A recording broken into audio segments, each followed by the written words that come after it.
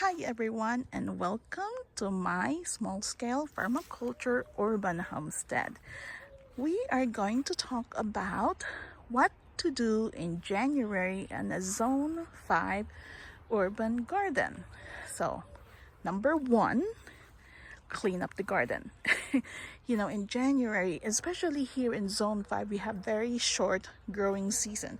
So as much as possible, we try to stretch the number of days when we can grow food and just about anything that we wanted to grow. So January is you can't really use the excuse of January being cold not to be able to do anything, right? So for me, January is a busy day. It's a busy month. So number one is clean up.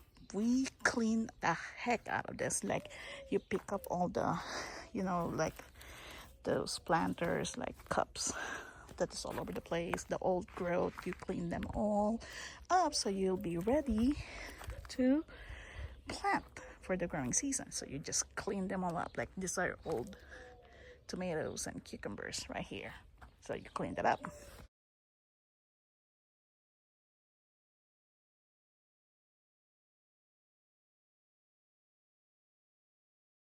Number two, pruning. So I do my pruning of asparagus on January.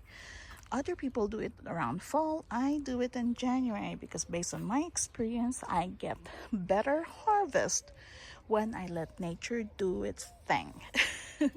So yeah, January is when I do the pruning for the asparagus and pruning for the fruit trees.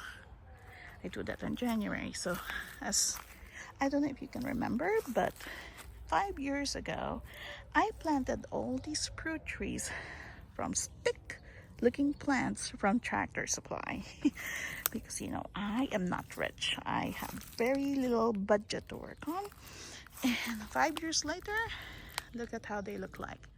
They are around like what, 10 maybe I'm exaggerating, 10 feet, I don't know.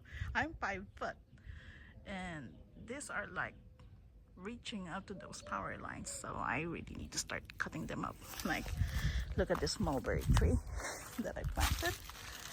See, it's reaching the power line, and that is tall. That's the tallest tree I have. So I need to better ask my husband to trim that up and prune all the peach trees and such.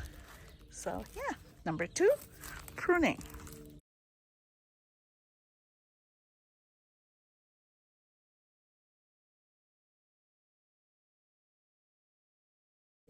How about number three? Number three is planning. What are you going to plant this year? Like what vegetables do you like? Are you going to experiment? Are you going to do companion gardening? Are you going to do rotation? Are you going to plant more herbs? Or what kind of vegetables you want? Or what kind of berries you want? So this is the time that you start planning, buying seeds, looking at seed catalogs. So you do that in January. Number four is planning your garden. Where are you going to plant all the seeds that you want to plant? Like all the vegetables, all the fruit. Where are you going to plant them? What's the layout of your garden? Do you have space? Are you going to plant them in planters like this so you don't have to bend over so much? Are you going to plant them in grow bags? Are you going to plant them in containers or whatever whatever supplies that you have on hand? January is the best time to do a layout of your garden and have an idea of where you want to plant your vegetables and your fruits for this year. And number five, top five that you have to do on January is to clean your tools, like your shears, like this ones. See, that needs to be cleaned. It's rusty, but this one is still clean. And clean up your tools. Do an upgrade on the tools that you have. January is the best time to clean them. So there you have it.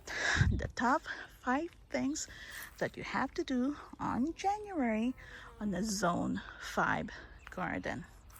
Now, I don't know about you, but this top 5 I came up with based on my experience.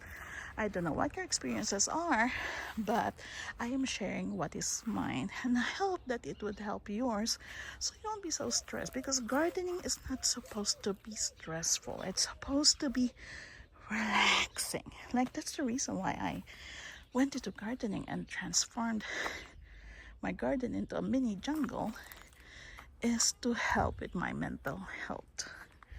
That's basically the reason why.